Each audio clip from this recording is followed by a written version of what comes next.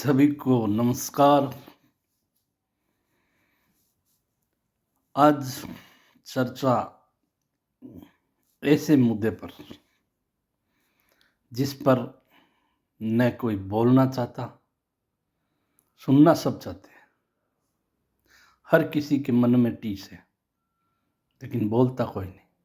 ये टीस एक आध आदमी के बीच में भी है, विधायक के भी है, मंत्री के भी है, मुख्यमंत्री के भी। समझते सब है, जानते सब है, लेकिन बोलता कोई नहीं।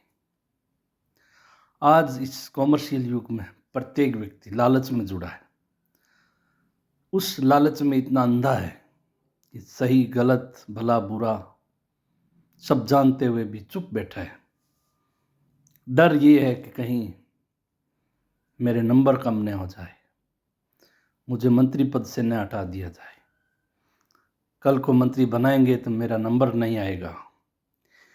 इन सब के बीच एक ऐसे जन नेता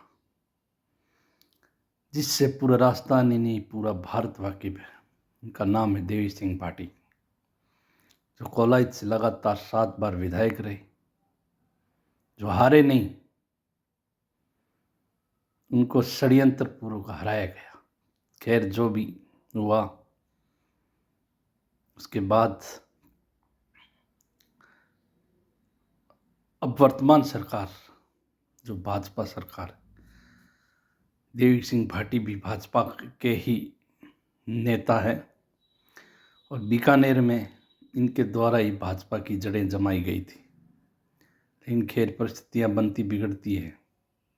कुछ आते हैं, कुछ जाते हैं, नए नेता भी आते हैं जिनको लगता है कि पार्टी हमसे चल रही है, हम पार्टी से नहीं। पिछली सरकार में जो भ्रष्टाचार हुआ, वो भ्रष्टाचार पराकाष्ठा की सीमा पर था। ऐसे ऐसे कार्य जिनकी कोई कल्पना भी नहीं कर सकता। ऐसे अलॉटमेंट तहसीलों में जनता के खून को चूसा गया। आज खून चूसने वाले हो गए करोड़ों के नेता।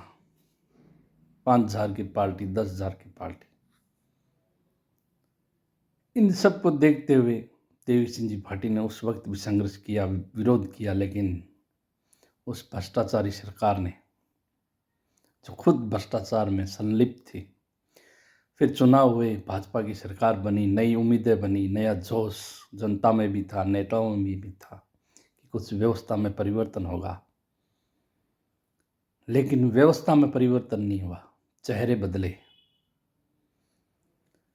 मुख्यमंत्री बदले, विधायक बदले, मंत्री नए आए, लेकिन जिन ऑफिसों में जो भ्रष्टाचार कर रहे थे और जो जिनसे करवा रहे थे उनसे पीछा छूटा, लेकिन जो कर रहे थे वो आज भी जमे हुए हैं। उसी तरह भ्रष्टाचार चल रहा है। उनको हटाने के लिए एक विधायक या मंत्री अपना जोर लगा ले, लेकिन वो हटता नहीं है, क्योंकि उसकी जड़ें बहुत गहरी है। एक IPS महोदय जिनके खिलाफ देवी सिंह जी भाटी साहब ने एक सच कहा है, उस सच पे गौर किया जाए तो आज 15 साल पे बैठे हैं, और जिस पोस्ट पे अभी पुलिस अधीक्षक लगे हैं वो ACB, जहाँ सबसे ज़्यादा ACB के मामलों की जांच होनी है, वही व्यक्ति वहाँ आ गए जो कांग्रेस के पिट्ठू है, कांग्रेस राज में रहे, जिनकी आंखों के सामने ये सब हुआ, वो कुछ बोले नहीं, इन सब में शामिल रहे। आज वो ही उस पद पे बैठे हैं। बड़ी दयनीय स्थिति है। देवी सिंह जी भाटी ने, जो हमेशा जनता की आवाज़ और सच के साथ रहे हैं और जिनकी आज तक की राजनीति सैद्धांतिक राजनीति रही है। पिछली गवर्नमेंट में देखा, पोस्टिंग में पैसे, पोस्टिंग में हुए जो हुए, उबराई जो पटवारी कर रहा है, अधिकारी कर रहा है, उसमें नेताओं का हिस्सा था।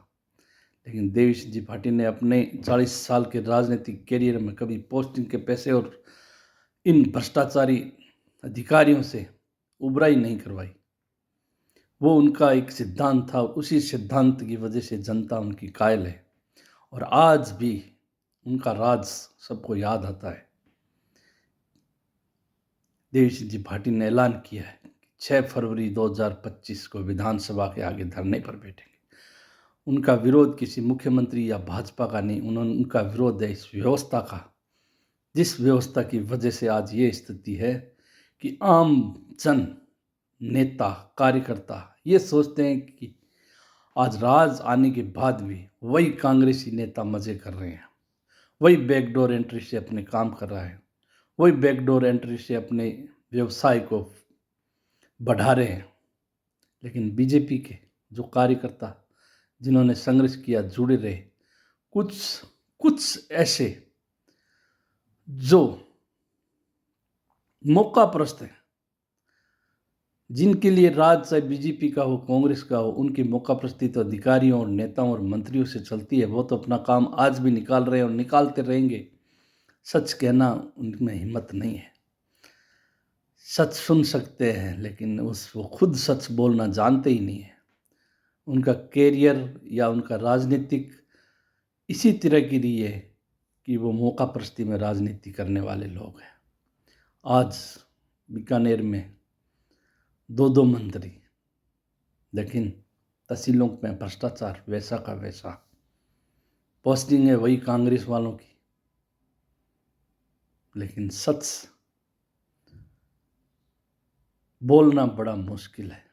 देवी सिंह जी भाटी के इस ऐलान से आम कार्यकर्ता, आम लोग, चाहे वो भारतीय जनता पार्टी से जुड़े हुए हैं या नहीं हैं, लेकिन उनको ये लगता है कि एक ऐसे नेता हैं जो आम जन की बात करते हैं और आम जन के लिए लड़ते हैं। उनके अनेकों उदाहरण रहे हैं जिस पर उन्होंने आंदोलन भी किए और सरकार को उस मुद्दे पर झुकाया भी था।